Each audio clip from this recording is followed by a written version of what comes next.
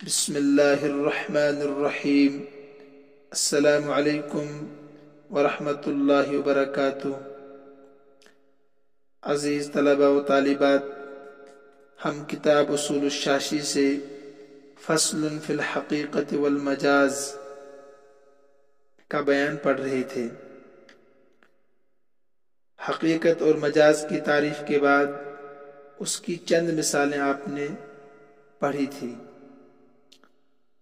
اور اس کے بعد گزشتہ سبق میں ہم نے حقیقت کی 3 قسمیں پڑھی تھی۔ نمبر 1 حقیقت متعذرہ، نمبر 2 حقیقت مہجورہ، اور نمبر 3 حقیقت مستعملہ۔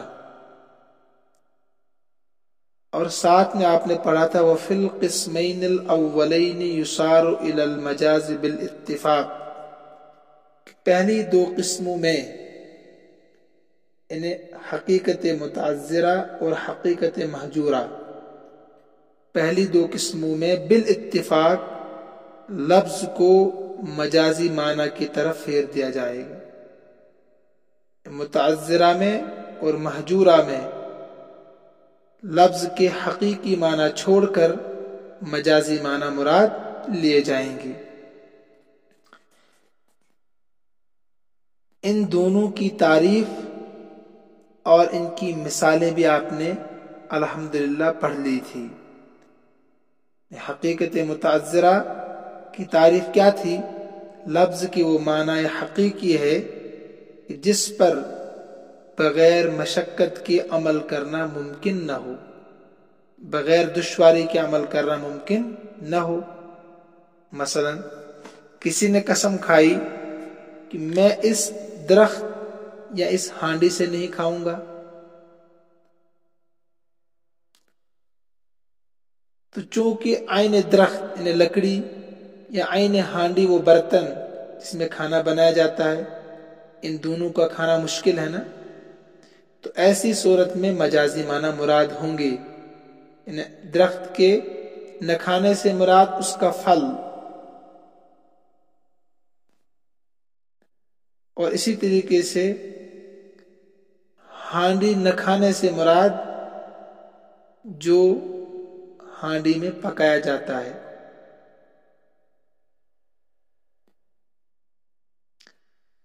اور اسی طریقے سے حقیقت مہجورہ کی بھی مثال آپ نے پڑھی تھی۔ اگر کسی نے قسم کھائی کہ میں فلاں کے گھر میں قدم نہیں رکھوں گا، تو قدم رکھنے کی حقیقی معنی تو ہے وضع قدم، یعنی پیر کا رکھنا بغیر داخل ہوئے، وضع قدم بلا دخول، قدم رکھنا مگر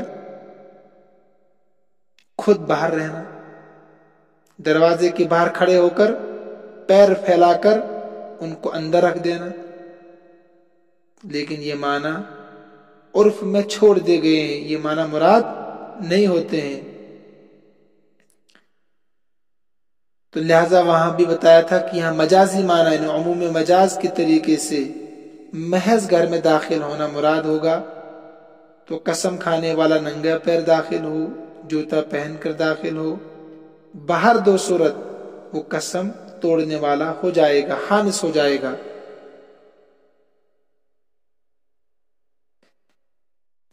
آج کے سبق میں حقیقت مہجورہ اور حقیقت متعذرہ کی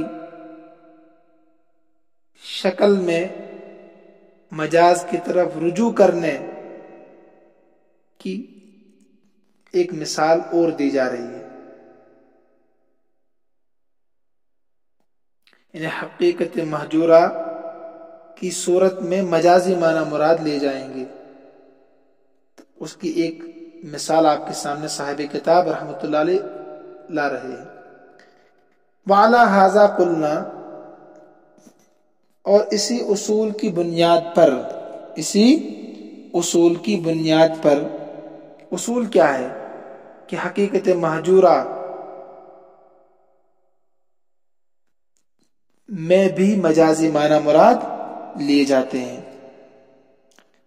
والا ھذا قلنا، اور اسی اصول کی بنیاد پر ہم نے کہا التوکیل بنفس الخصومت ینصرف الی مطلق جواب الخصم۔ عبارت کا ترجمہ سمجھنے سے پہلے آپ اس کو ویسے ہی سمجھیے۔ صاحب کتاب رحمۃ اللہ علیہ ایک مثال پیش کر رہے ہیں حقیقت مہجورہ کی۔ دیکھیے، ایک ہوتا ہے مدعی، ایک ہوتا ہے مدعا علیہ۔ مدعی کہتے ہیں دعویٰ کرنے والے کو، اور مدعا علیہ کہتے ہیں جس کے خلاف دعویٰ کیا گیا۔ مثلا آپ عدالت میں گئے، آپ نے وہاں دعویٰ پیش کیا کہ زید پر میرے 10 لاکھ روپے ہیں اور وہ دے نہیں رہا ہے۔ آپ مدعی ہے اور زید مدعا علیہ ہے، ٹھیک ہے، جس پر دعویٰ کیا گیا ہے۔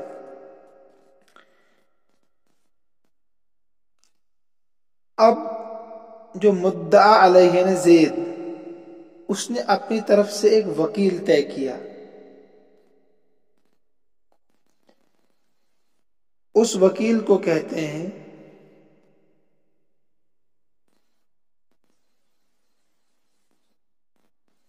خصومت کا وکیل۔ کیا کہتے ہیں اس کو؟ التوکیل بنفس الخصومہ، التوکیل بنفس الوکیل، التوکیل بنفس الخصومہ کس کو کہتے ہیں؟ انہیں محض اپنی حمایت میں جھگڑنے کا وکیل بنانا۔ آپ کو میرے بدلے عدالت میں مدعی کے ساتھ جھگڑا کرنا ہے کہ نہیں، کہ زید پر 10 لاکھ روپے کا جو دعویٰ کیا جا رہا وہ جھوٹا ہے، وہ غلط ہے۔ اس کا نام ہے التوکیل بنفس الخصومہ۔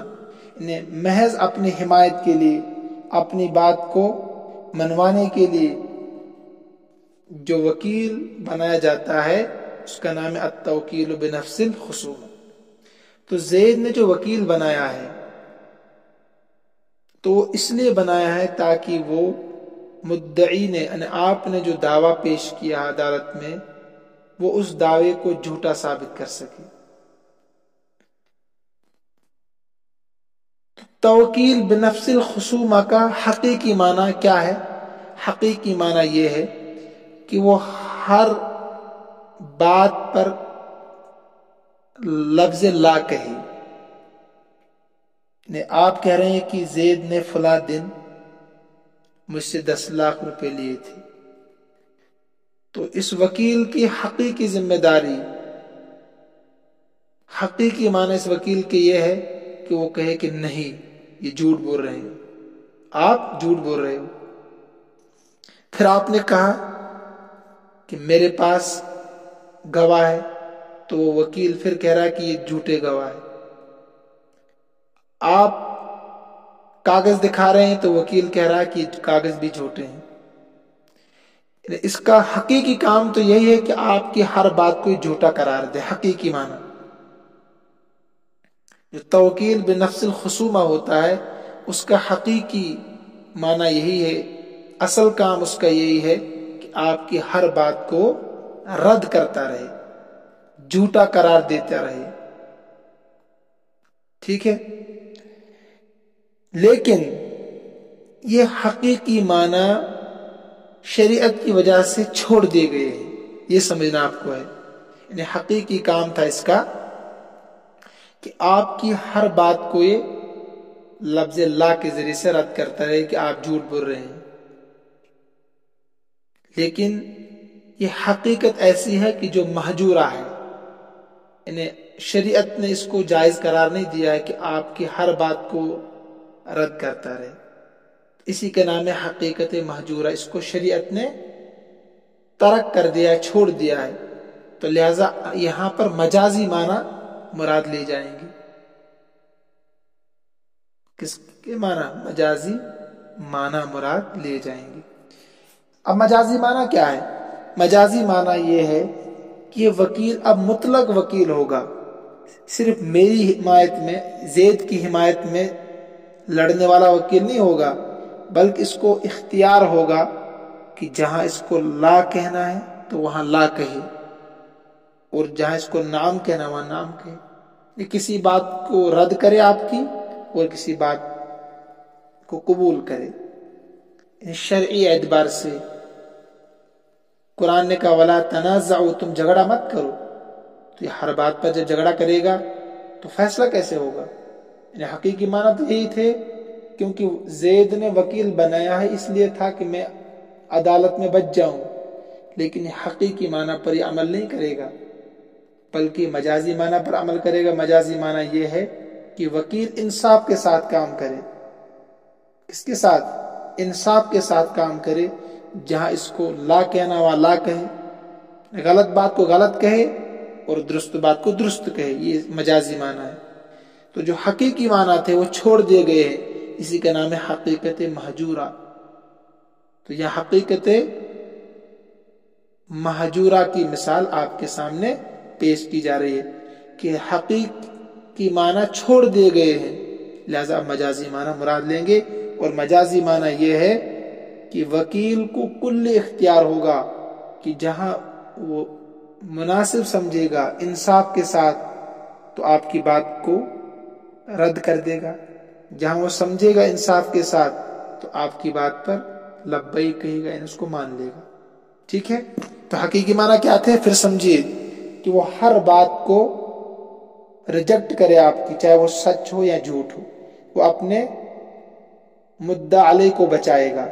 یہ حقیقی معنی تھے. مگر شریعت نے کہا کہ جائز نہیں ہے، انصاف سے کام کرو. اگر آپ کا مدعا علیہ بچتا ہے تو بچاؤ، پھنستا ہے تو پھنساؤ اس کو عدالت میں. سمجھ رہے ہیں آپ؟ تو حقیقت مہجورہ کی یہ تیسری مثال آپ کے سامنے صاحب کتاب رحمت اللہ علیہ ذکر کر رہے ہیں.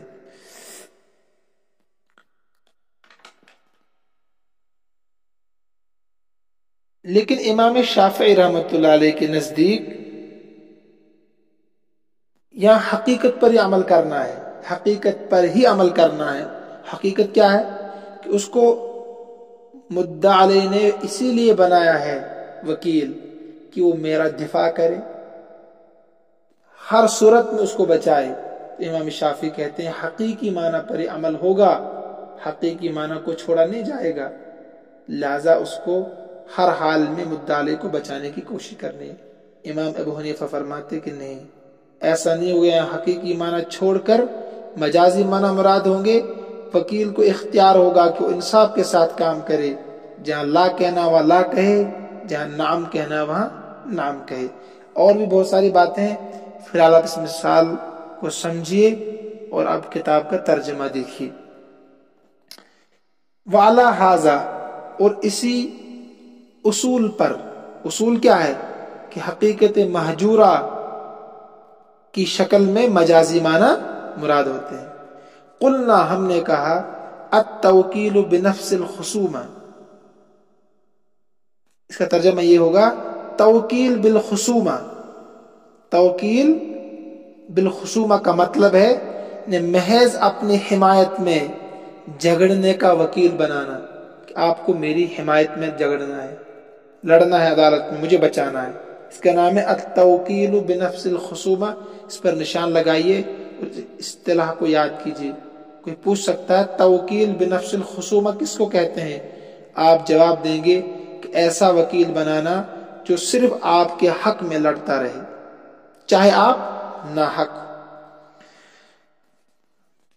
ہم نے کہا، قلنا، ہم نے کہا، توکیل بالخصومہ یعنی محض اپنے حمایت میں جھگڑنے کا وکیل بنانا.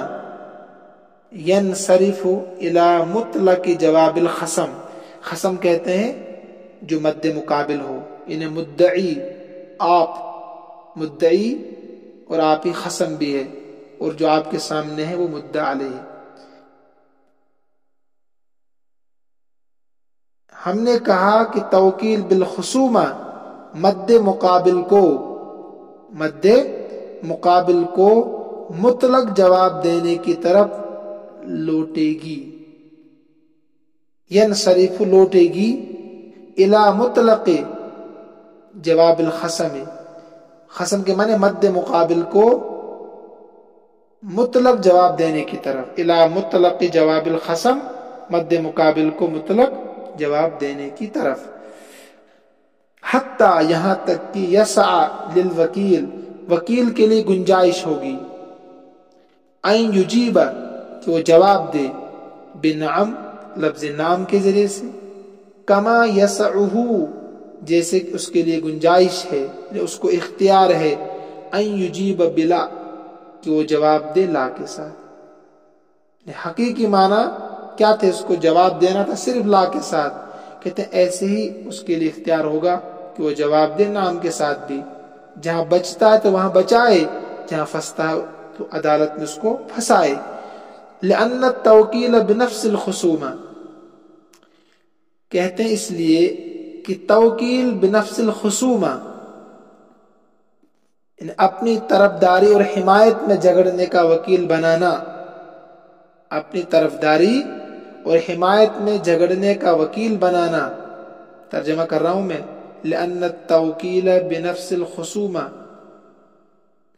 بنفس الخصومہ اپنی طرفداری اور حمایت میں جھگڑنے کا وکیل بنانا، کہتے ہیں محجور شرعا وعادتا، کہتے ہیں شرعن بھی، شریعت میں بھی، وعادتا اور عادت عرف میں بھی، کہتے ہیں متروک اور محجور ہے۔ محجور کے معنی اس معنی کو چھوڑ دیا گیا ہے، شریعت نے بھی اس کو چھوڑ دیا ہے، ریجیکٹ کر دیا ہے، اور عادت بھی، عقل بھی اس کو ریجیکٹ کرتی ہے کہ انصاف ہونا چاہیے، کہ ہر بات پر وہ لا کہے، ہر بات پر لا کہے، اس سے تو مدعی کا حل نکلے گا ہی نہیں، اس کے پیسے واپس آئیں گے نہیں۔ اسی کو کہا کہ توکیل بنفس الخصومہ نے محض اپنی طرفداری اور حمایت میں جھگڑنے کا وکیل بنانا، محجورن کہتے ہیں کہ چھوڑ دیا گیا ہے، یہ معنی شرعی طور پر بھی اور عادتاً بھی۔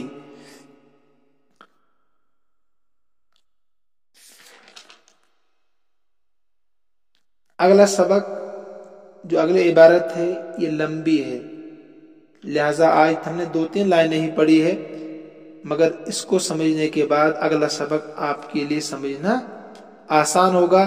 میں آج ہی پڑھانا چاہ رہا تھا اس کو، لیکن یہ لمبا ہو جائے گا، پھر آپ کے سمجھنے میں بھی دشواری ہوگی، لہذا اس کو آپ فی الحال سمجھیے۔ پچھلا سبق بھی سنیں آپ ایک بار، اور اس کو بھی بار بار سننے کی کوشش کریں۔ انشاءاللہ کل کا سبق میں تھوڑا تفصیل کے ساتھ پڑھاؤں گا، اور یہ لمبا بھی ہے، اور آپ کا سلیبس بہت کم ہے، انشاءاللہ 2-4 روز میں مکمل ہو جائے گا، پریشان ہونے کی ضرورت نہیں ہے۔ اللہ ہم سب کا حامی و ناصر ہو۔ اگر آپ کو سبق سمجھ میں نہیں آتا ہے تو آپ لکھ سکتے ہیں، کمنٹس کر سکتے ہیں کہ ہمیں سمجھ میں نہیں آیا کہ نہیں۔ آج تک کبھی کوئی لکھتا ہی نہیں ہے کہ آپ سمجھ رہے ہیں نہیں سمجھ رہے ہیں، کوئی پڑھانے میں کوئی دقت تو نہیں آ رہی ہے، دشواری تو نہیں آ رہی ہے۔ آپ کا حق بنتا ہے، کوئی بھی دشواری ہو سمجھنے میں تو آپ لکھ سکتے ہیں وہاں پر۔ تو مجھے امید ہے کہ یہ سبق آپ سمجھ جائیں گے۔ اللہ ہم سب کا حامی و ناصر ہو۔ اللہ ہم سب کو اپنے امن و امان میں رکھے، اپنے حفاظت میں رکھے۔ اس وقت کافی دیر ہو گئی ہے، 12:15 بج گئے ہیں، لہٰذا انشاءاللہ صبح کو میں اگلا سبق تیار کر کے رکھوں گا، پرسوں کو انشاءاللہ میں ارسال کروں گا۔